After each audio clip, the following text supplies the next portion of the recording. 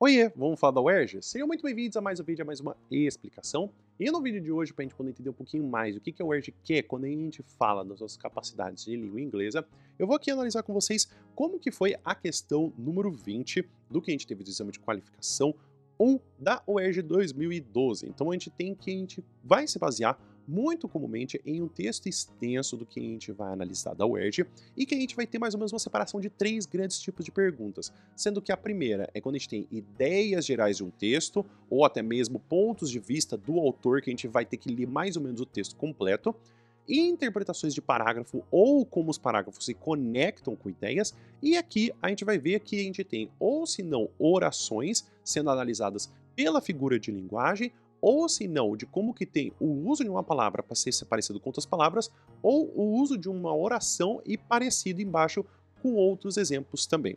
Vamos perceber aqui, então, esse trecho retirado das linhas 12 e 20, Happiness is a domestic bird in our own courtyards.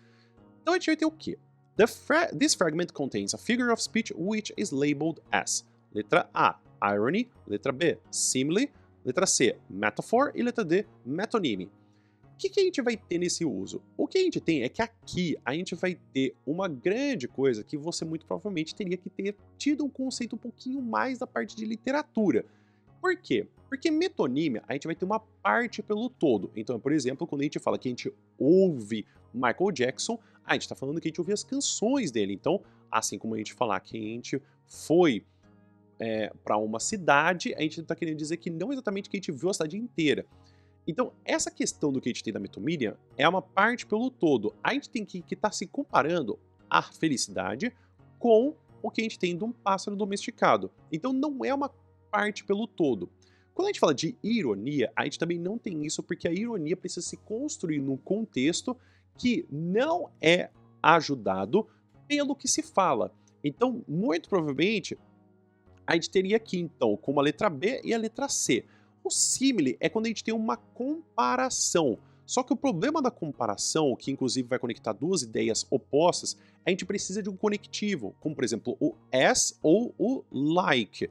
Então a gente vai ter a mãe de todas as figuras de linguagem, que é uma comparação entre duas coisas que têm um valor parecido.